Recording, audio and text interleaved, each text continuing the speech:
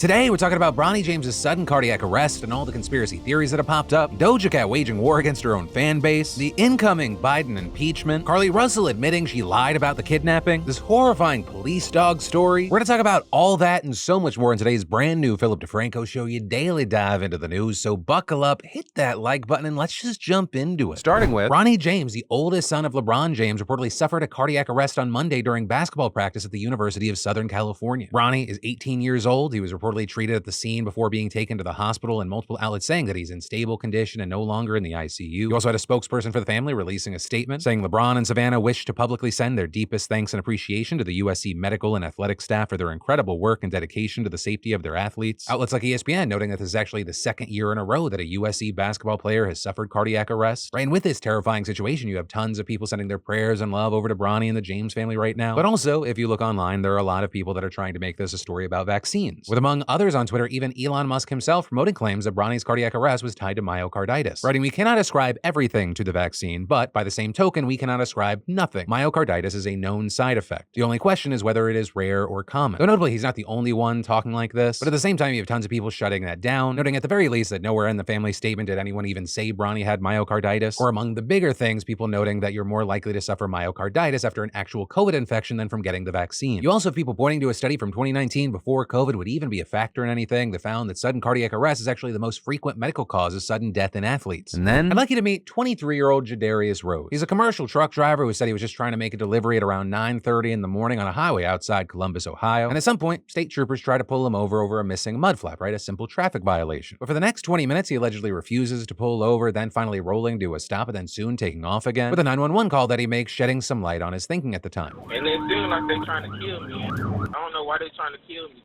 They're not trying to kill you. Yes, they are. I was about to comply with them, but they all had their guns drawn out for whatever reason. And so 8 minutes after taking off again, police puncture his tire with spike strips, forcing him to stop. And this time, Rose gets out with officers approaching him, including one handling a dog, and one officer threatening to unleash the dog if Rose doesn't get on the ground. And so he does exactly that, dropping to his knees. He raises his hands in the air, with one cop clearly warning the handler not to deploy the dog. Do not release the dog with his hands up. Do not release the dog. But then, seemingly for no fucking reason, the canine officer releases the dog and it bolts forward, sinking its teeth into Rose's arm. And you then hear both the officers shouting to get the dog off him and the man begging them to do the same in a blood-curdling scream. And this is a female officer seen walking away with her head in her hands as the others wrestle the dog away. And after the dust settles, you hear Rose arguing with an officer about what happened. I was coming, all the guns pointing at me. How you do this thing to respect you? You got a gun pointing at me. It's like 20 of y'all. All you had to do was stop, brother.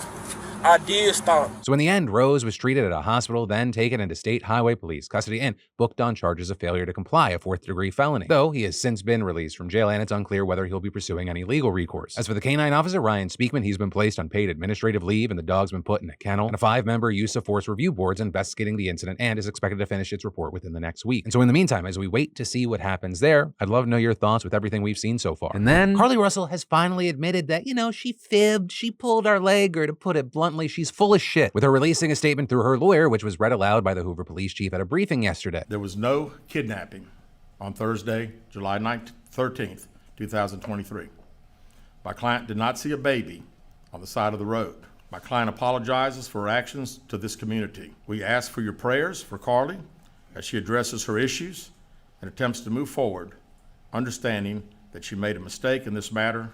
Carlee, again, asks for your forgiveness and prayers. The statement adding that she never left the Hoover area while she was missing, that she acted alone, and that she never met up with anyone. And the police chief says they're meeting with Russell's lawyer to discuss the case and that they're in talks with the Jefferson County DA about whether to press criminal charges. So we're gonna have to wait to see if there's that whole courtroom spectacle. But also, while, everyone has had many different emotions and feelings about the situation, nobody's angrier than Russell's boyfriend, right? This guy had her back from the beginning, defending her against speculation, telling people she was literally fighting for her life after getting kidnapped. And then even after all the super damning evidence came out, he still took her side, pleading with the public not to bully her, telling them to think about her mental health. But apparently her own admission finally broken, because he is now her ex-boyfriend, and he said in an Instagram post, "Carlee's action created hurt, confusion, and dishonesty. Myself and my family's nature was to react in love and genuine concern. We are disgusted from the outcome of this entire situation. I strongly feel exactly like you all, blindsided with Carlee's actions." And so I guess with all this news, the question I have for you is, what do you hope to see come from this? And then when you're dealing with celebrity and fandoms and you see fandoms fighting meaning usually it's between one another or at another artist. But with Doja Cat in the news right now, it appears that she's starting a war with her own fandom. Right, so this all starts with a series of posts and interactions Doja had with fans on Threads on Sunday, all of which now have notably been deleted. And these including one where a fan said they wanted Doja to say she loves her fans, to which Doja said, "I don't though, cause I don't even know y'all." And when one fan responded they don't know her either, but they supported her and got her where she is today, Doja said, "Nobody forced you. I don't know why you're talking to me like you're my mother. Bitch, you sound like a crazy person." And a lot of the friction can also be centered around her fans' choice to refer to themselves as kittens, which is kind of pretty par for the course with musicians and their fans. Beyonce has the Beehive, Taylor Swift has Swifties, Nicki Minaj has Barbs. But Doja appears to not enjoy this kind of bit, writing, "My fans don't name themselves shit. If you call yourself a kitten or fucking kittens, that means you need to get off your phone and get a job and help your parents with the house." Also, at one point saying she doesn't like the term because it came up when she was an alcoholic teen. So there, a number of her fans noted that she ran a poll asking what to call her fans in 2020 when she was 24 years old. And so with all this, you kind of had one fan saying, "Okay, if you don't like kittens, what should I change my account name to?" And Doja responded, "Just delete the entire account and rethink everything. It's never too late." Doja also calling out another fan for using her government name as their screen name, saying that is creepy as fuck. And with that, a number of fans have seemingly taken her message to delete their accounts to heart, or at the very least, unfollow, with Billboard reporting that she lost over 230,000 followers on Instagram since posting those sorts of attacks against her fans. And outlets like the LA Times noting that major fan accounts like Doja HQ and Doja Cat News deleted their Twitter accounts. The Doja Cat Brazil Instagram also announcing that it was taking an indefinite break, saying her pronouncements left us kittens very disappointed, if we can even call ourselves that, and saying we hope that Doja rethinks her actions as an artist. You also had Rolling Stone noting that all this comes as fans have recently called her out over her rumored relationship with streamer Jay Cyrus. And when Doja faced backlash for that, she told her fans she doesn't give a fuck what they think about her personal life and never will, adding, "Good riddance, miserable hoes." Right, and so all of this has resulted in fans saying things like, "Imagine telling your fans to get a job when they are the ones that buy your music, merch, and concert tickets. And Doja, you know it's been the kittens who have defended you these past years every time you do stupid shit. The least you can do is have some respect for us." But also on the other side of this, you have people saying things like, "You know what, I find Doja Cat incredibly annoying, but at the same time, I'm here for someone actively destroying their own celebrity and also reminding people that you don't know someone because you enjoy and consume what they create." And that, in addition to others saying, it feels like Doja might be going through something. And so with this story, of course, I'd love to know your thoughts, but also two, I just want to let you know, I would never do this to you, but not because I'm a good person. I'm just a big believer in if you do anything very well, you shouldn't do it for free. Which is why if you go to DeFrancoDisrespect.com right now for $10, I'll give you a standard issue. You don't know me, weirdo. Or for the $200 package, I will spit on a camera lens and say your name in a disgusted tone. Or for $1,000, I'll just tell you to straight up kill yourself. I won't mean it, but $1,000 is $1,000. And honestly, if anything, it makes me feel like this is a missed opportunity for Doja. This is like posting feet pics on the internet for free. I don't know what the fuck I add to this.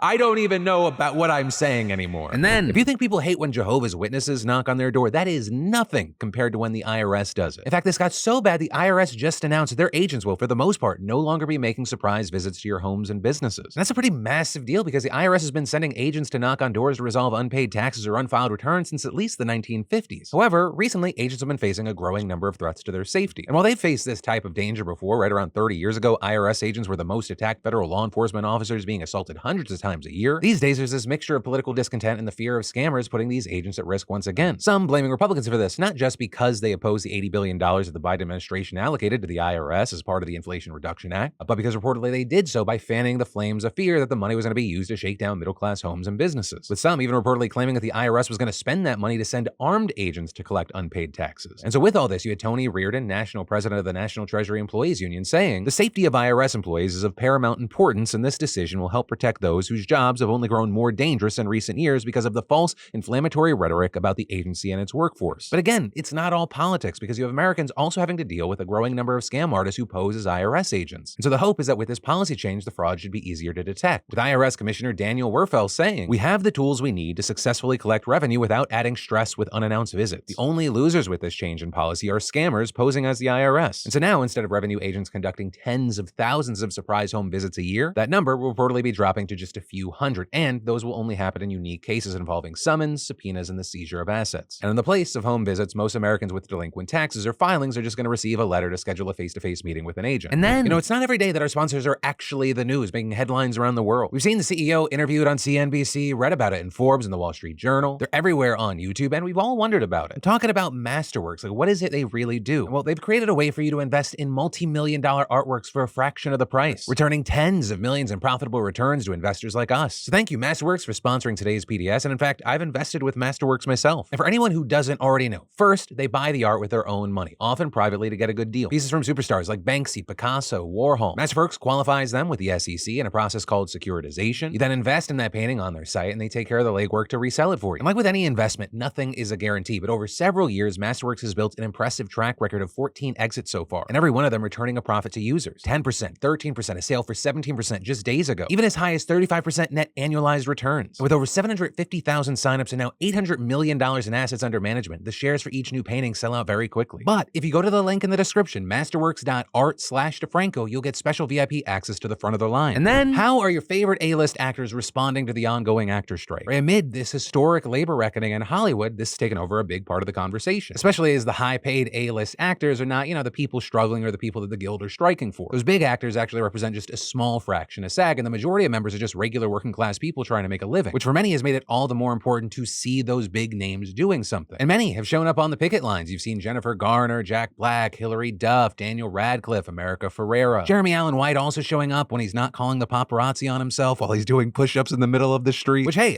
if I look like that, I'd probably do the same, chef. But also, we've seen other big stars like Dwayne "The Rock" Johnson showing his support by making a massive donation to the SAG-AFTRA Foundation, with that being the fund that provides financial relief to struggling SAG members via an emergency assistance program. Something that's very important while you have studio execs saying, hey, we're just going to wait for these people to start losing their homes. That's when we gain leverage in the negotiation. Well, hey, we don't know the exact amount The Rock's donation was. We know that it was in the 7 figures, with the SAG Foundation's executive director telling Variety, this is when we need our high-profile talent who can afford it, who are in a situation to help others. With the foundation's president also telling the outlet they hope The Rock's donation sends a huge message to other folks to do the same thing. And this, as we've seen places like Variety highlighting in a separate report some big stars who seem absent, with Variety noting that people like Meryl Streep, Jennifer Lawrence, and Rami Malek, who previously signed a letter telling the guild they were ready and willing to strike, have yet to show up on the picket lines. Though with that, we saw in response a lot of people saying it's actually super reasonable to not attend a picket if you're uber famous, with people arguing it might actually hurt the cause or be a huge distraction for people that are ridiculously wealthy to show up on the picket line. Others arguing A-listers of that level being at the gates all the time would be a mess for so many reasons, and there are other ways they can help, like donating a fuck ton of money a la The Rock. But for now, the strikes continue. And then, House Leader Kevin McCarthy is threatening to impeach President Biden. While speaking on Sean Hannity's show last night, he discussed the House Republicans' investigation into the business dealings of Biden family members, in particular, Hunter Biden. Because for a while now, Republicans have been investigating several claims of financial misconduct. Claims including from 2 IRS whistleblowers who said that the DOJ improperly intervened in the probe into Hunter Biden's taxes by making it too lenient, as well as a reportedly uncorroborated FBI document they claim shows that Biden's family received payments from foreign companies. And these investigations, according to experts, haven't gained much traction, likely because the claims Republicans have made are still totally unsubstantiated. But despite that, McCarthy has now seriously escalated the situation, discussing various parts of the investigations and telling Hannity, if you're sitting in our position today,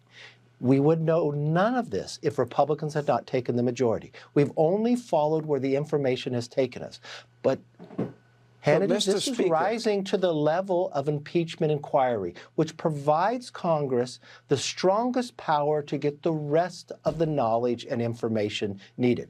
Because this president has also used something we have not seen since Richard Nixon, used the weaponization of government to benefit his family and deny Congress the ability to have the oversight. So we're looking at the most serious and explicit threat of impeachment that McCarthy has made to date. So that's a massive deal in its own right, but especially when you consider the fact that he's actually shut down previous attempts to impeach Biden by far-right members of his own party. I mean, this includes as recently as last month. Now, notably here, McCarthy did not outline any specific charges or a timeline for an impeachment probe while speaking to Hannity. His office, as of filming this, reportedly hasn't responded to media requests for clarification, so a lot of it's unclear right now, but Democrats in the White House were still quick to condemn the threat. The Democratic National Committee chair saying in a statement that House Republicans' impeachment threat is just an attempt to distract from their lack of any meaningful agenda and Trump's own significant challenges. But main thing, shots have been fired, and obviously we're going to have to keep our eyes on this one. And then, the DOJ is now suing Texas Governor Greg Abbott over a floating barrier of buoys in the Rio Grande he deployed to deter migrants who were trying to cross into the United States. And in its lawsuit, the agency claims that Abbott violated federal law that bans placing obstructions on the water without federal approval, which notably, Abbott did not seek or receive. And Associate Attorney General Vanita Gupta saying in a statement, this floating barrier poses threats to navigation and public safety and presents humanitarian concerns. Additionally, the presence of the floating barrier has prompted diplomatic protests by Mexico and risks damaging U.S. foreign policy. And this also comes after the DOJ sent a letter to Abbott last week warning him that he had until Monday to remove the buoys or the agency would sue. But there you saw Abbott refuse, responding with his own letter yesterday and claiming that Texas had the power to enforce its own border security in writing. Texas will see you in court, Mr. President. So it'll be interesting to see how that battle plays out, especially because this also comes as both state and federal officials are looking into allegations made by a state trooper and published in the Houston Chronicle. Because according to that report, the trooper claimed that officers have been ordered to push children into the Rio Grande and deny migrants water. And that's just a few of the claims among among other horrible things. And those alleged actions, as well as the buoys and miles of razor wire set up along border crossings, come as part of Abbott's controversial Operation Lone Star policy to prevent migrants from crossing the border. With all of that reportedly costing the state billions of dollars, but having little impact on migration while simultaneously posing insane human rights abuses. And then we gotta talk about the Russian brain drain, which I understand sounds like a sex thing you gotta pay extra for, but it is not that. Or if it is also that, it's this other thing that we're gonna talk about right now as well. Because when you think of hundreds of thousands of Russians crossing your border, that can be a recipe for a pointless war. But actually, for some of Russia's neighbors, it's resulted in a massive economic boost. Because those Russians that are coming over the border, they're fleeing their homeland for a variety of reasons. Right? Some oppose Putin's pointless war, others want better job opportunities, and some just don't want to get drafted. Which actually, on that note, the maximum age to get drafted just got raised to 30. So it's very likely we're going to see even more Russian men trying to make their way out. But regardless of the reason, they've mostly settled in countries close to Russia. Right? Places like Armenia, Azerbaijan, and Georgia. And many of these Russians either have wealth, education, or skill sets like IT that make it easier to just pick up and go. And this influx of Russians has contributed to crazy GDP growth in these countries. Right? For example, the World Bank thought the South Caucasus was going to grow by 5.6 last year. Instead, it was actually 7%.